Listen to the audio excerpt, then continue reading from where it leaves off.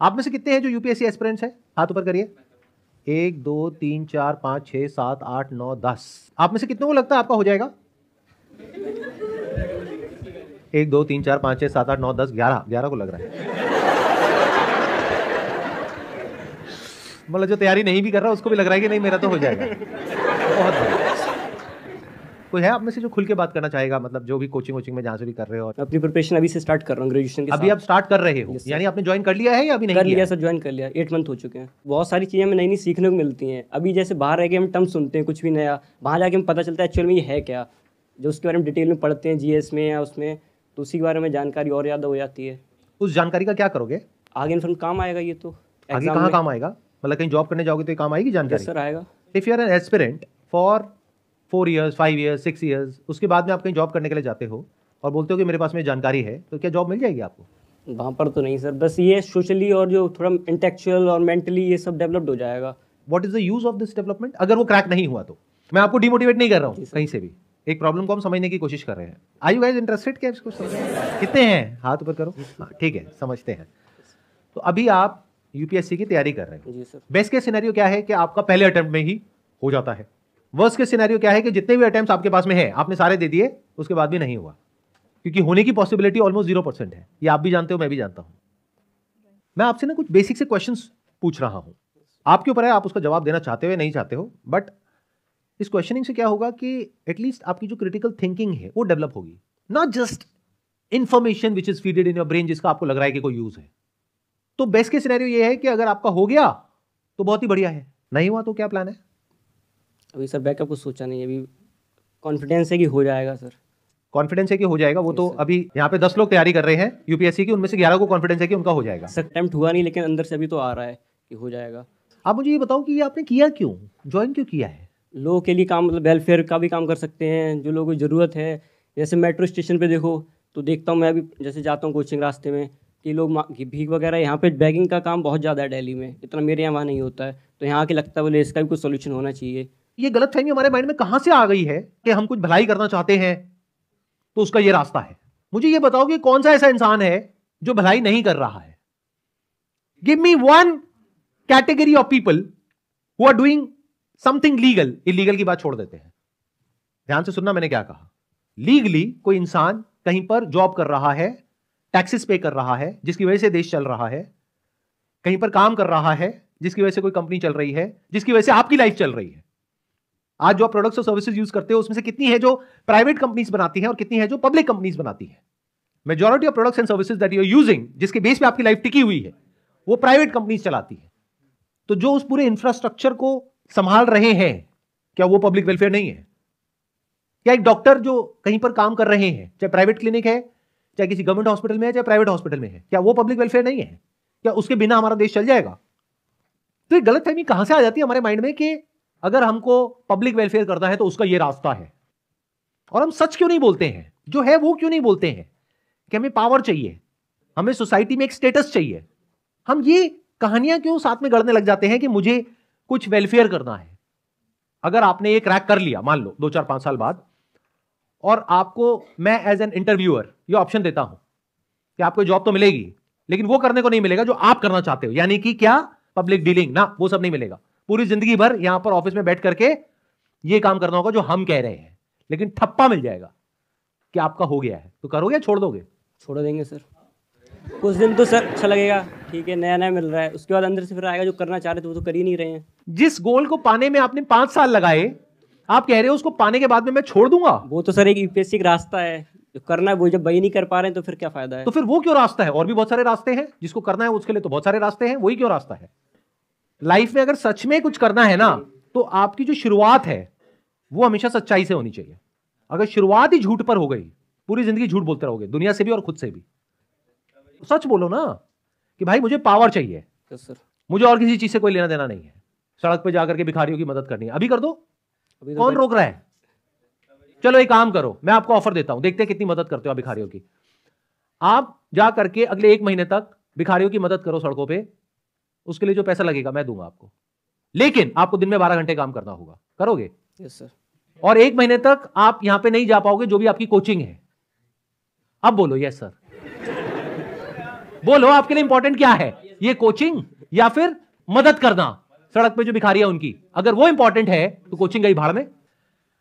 आप यही तो कह रहे हो ना कि भाई वो कोचिंग में इसलिए ले रहा हूं क्योंकि कोचिंग करके मेरा ये हो जाएगा और मैं भिखारियों की मदद करूंगा। मैं आपको एक ऑप्शन दे रहा हूं, ओपन ऑप्शन, देखते हैं आप ये एक्सेप्ट करते हो या नहीं करते।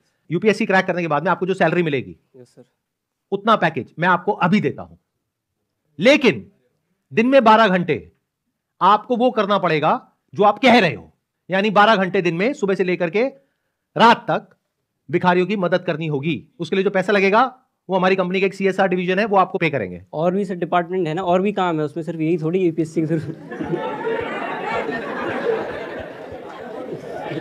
जैसे और कौन सा डिपार्टमेंट है? और भी एक मिनट सुनो। हाँ, और भी लोग हैं जरूरतमंद जिन्हें, ये जरूरी नहीं है भिखारी, और भी लोगों का है। नहीं, भिखारियों को आपकी जरूरत है या नहीं है? भिखारियों के लिए आपको कुछ करना है नहीं करना है सर, और भी है ना। देखो, और भी तो फिर और तो बहुत कुछ है, सबका तो आप मदद कर भी नहीं सकते, एक जिंदगी कम पड़ जाएगी। एक जिंदगी में एक कैटेगरी को आपको चूज करना होगा जो आपके लिए सबसे इंपॉर्टेंट है, उसको जो आपको मदद करनी है वो मुझे बताओ किसको करनी है। और मैं आपको ये कह रहा हूं, ये कोचिंग छोड़ो, आपको जो करना है 5-10 साल बाद वो अभी करो और फ्रीली करो। बोलो ऐसा कौन सा कॉज है जिसके लिए आपके अंदर से आ रहा है? अगर आ रहा है तो, या फिर सच बोल दो कि नहीं ये भिखारी की तो सब बातें हैं, मुझे कोई फर्क नहीं पड़ता है, मैं रेड लाइट पे खड़ा होता हूं, कोई भिखारी आता है मैं उसको भगा देता हूं। स्टार्टिंग से सर यही है, जब पहली बार सोचा था तब यही था, लोगों को देख के। लेकिन जब आप मेरी बातें सुन रहे हो तो रियलिटी सामने आ रही है और समझ आ रहा है कि मेरे को भिखारियों से कोई मतलब उस टाइम सर ग्लैमर और ये सब नहीं देखा था कि स्टेटस यार इससे ये सब मिलता है, उस टाइम तब ये सब नहीं था कुछ भी। उस वक्त भिखारी था, उस टाइम लेकिन अभी ग्राउंड लेवल पे जो है वो कर, अब तो ये सोशल मीडिया के थ्रू और बढ़ता जा रहा है। हाँ, अब आई ना असलियत। देखो एक एक करके चीजें सामने आ रही हैं। सोशल मीडिया पे आपको कुछ ऐसे लोग दिख रहे हैं जिनको देख करके आपके माइंड में एक इमेज बनी हुई है कि अगर मेरा ये हो गया तो मेरी भी ऐसी लाइफ होगी, और वो लाइफ कैसी है जो आपको दिखाई जा रही है, जो एक्चुअल में नहीं है, और वो दिखाना भी सही नहीं है। आप देख करके तालियां बजाते हो कि कितना अच्छा काम किया है इन्होंने, अच्छा नहीं है वो काम। वो बिल्कुल ऐसा है जैसे नायक मूवी में नहीं होता कि अभी के अभी इंसाफ, सीधा गाड़ी से उतरे, बढ़िया सा पीछे म्यूजिक लगा हुआ है स्लो मोशन में, हाँ भाई तू क्या कर रहा है, चल यहां से निकल। वो कह रहा है नहीं जी बाबूजी, नहीं जी। अब वो सोच लो, वो जो इंसान हाथ जोड़ रहा है, उसके पैर पड़ रहा है, वो आपका बाप है। अब ये सही है काम या गलत है? इंसाफ का ये तरीका नहीं है।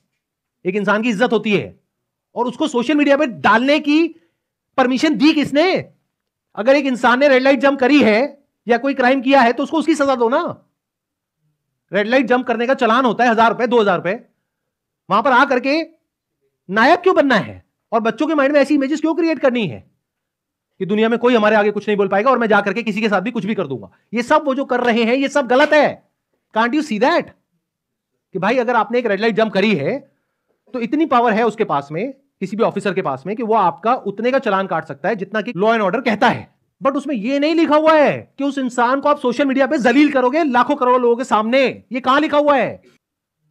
क्या उस इंसान ने ये परमिशन दी उसको, अफसर को, क्या पब्लिकली जाकर के मुझे ह्यूमिलिएट कर सकते हो?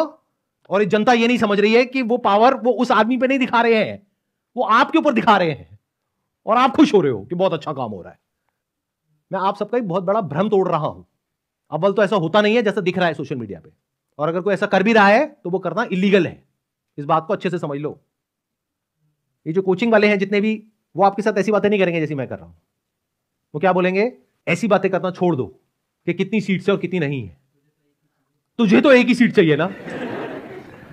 आप ये मत सोचो कि 10 लाख लोग अप्लाई करते हैं, उसमें से इतनों का होता है, इतनों का नहीं होता है। अरे तुझे तो एक ही सीट चाहिए, वो एक सीट तेरी ही है। सबको यही बोल रहे हैं। कोचिंग वालों को टॉपर्स चाहिए। अरे कोचिंग वालों को क्या चाहिए, वो तो छोड़ ही दो। वो तो एक अलग ही गेम है और बहुत इंटरेस्टिंग गेम है। अगर वो आप समझ पाओ तो, वो अगर किसी में भी थोड़ा सा भी दिमाग होगा तो वो समझ जाएगा कि गेम क्या है और किस लेवल पे है।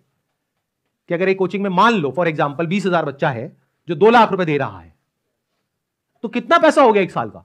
4 करोड़। 4 करोड़। ऐसे यूपीएससी क्रैक करोगे?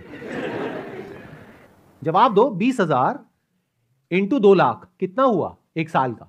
सर 9 0 आएगी, 400 करोड़ होंगे। 400 करोड़ रुपए वो कोचिंग वाला कमा रहा है, चाहे आपका हो या ना हो। ज्वाइन करते वक्त आप में इतना भी दम नहीं है कि जा करके उस कोचिंग वाले से पूछो कि ये टॉपर्स को छोड़ो, जो आप मेरे को 2-4 नाम बता रहे हो जिनका आपके कोचिंग के थ्रू हुआ है, मुझे एग्जैक्ट नंबर दो कि पिछले साल कितने लोगों ने आपके यहां से किया, उसमें से कितनों का हुआ और कितनों का नहीं हुआ। तब एक परसेंटेज निकल के आपके सामने आएगी, और तब एटलीस्ट आप ये कर पाओगे जो अगर आपको करना ही है, कसम खाली है कि नहीं मुझे तो करना ही है, तो आप थोड़ा तरीके से करोगे। ऐसे नहीं कि बस किसी को देखा और किसी के फेस वैल्यू पे जाकर के कोई भी कोचिंग ज्वाइन कर लिया। फॉर एग्जाम्पल, किसी के यहाँ पे 1000 बच्चे हैं और 10 का हुआ, तो परसेंटेज में कितना आया? 1%। 1%। किसी के यहाँ पे 10,000 बच्चे हैं और 20 का हुआ, तो कितना परसेंट है? 0.2%। तो कौन सी कोचिंग को आपको ज्वाइन करना चाहिए आइडली? 1%। जो छोटी है, जिसकी सक्सेस रेशियो बेटर है, बजाय कि ऐसी कोचिंग को जिसको नाम बहुत है लेकिन सक्सेस रेशियो बहुत कम है। सर रियलिटी तो कोई बताता नहीं है ना अपने बारे में। तो रियलिटी पता करो। क्या ये स्किल हमारे अंदर होनी चाहिए या नहीं होनी चाहिए? इंपॉर्टेंट है या नहीं है? होनी चाहिए। देखो, कोई आपको रियलिटी नहीं बताएगा। इस गलतफहमी से बाहर आ जाओ कि कोई आपको रियलिटी बताएगा। इसको छोड़ो, कोचिंग को। दुनिया में कहीं भी कोई भी आपको रियलिटी नहीं बताएगा। वो पता करना आना चाहिए। हाँ जी। आप उनसे बात कर सकते हो कि मेरे को रेफरेंसेस दो कुछ ऐसे लोगों के जिनका नहीं हुआ है। सही क्वेश्चन पूछना तो सीखो। हम जाकर के वहां पे क्या कहेंगे कि हमें रेफरेंस दो ऐसे किसी का जिसका हो गया है, क्या मैं उनसे बात कर सकता हूं आपकी कोचिंग को ज्वाइन करने से पहले? और वो पहले तैयार है इस क्वेश्चन के लिए। वो कहेंगे आगे एक और बेवकूफ, लो करो बात। और वो बंदे बात करने के लिए तैयार बैठे, अरे बहुत बढ़िया है जी, बहुत बढ़िया है। आप क्वेश्चन ही बेकार के पूछते हो, हमें पता ही नहीं कि इंफॉर्मेशन को निकालते कैसे है। उनसे जाकर के बोलो कि मुझे नहीं पता करना कि आपके यहां पे कितनों का हुआ है, क्योंकि मुझे नहीं पता कि उनका एक्चुअल में आपके यहां से हुआ भी है या नहीं हुआ है। I don't know that. हो सकता है कहीं और से हुआ है, सेल्फ स्टडी करके हुआ है और नाम आपका आ रहा है। तो मुझे बस 10 ऐसे लोगों का नंबर दे दो जिनका नहीं हुआ है। मतलब वहां पे जो बच्चे पढ़ रहे हैं, अगर बाहर आप जाकर के एक दिन के लिए जासूसी करो, वहां पे बाहर खड़े हो जाओ जहां पे पान की दुकान होगी, चाय की दुकान होगी, वहां पे जाकर के उन बच्चों से बात करो तो बहुत कुछ आपको समझ आ जाएगा। चाहो तो बहुत कुछ पता कर सकते हो, वो अलग बात है कि हम करते नहीं है। As simple as. Please have. Thank you sir. Thank you so much for coming.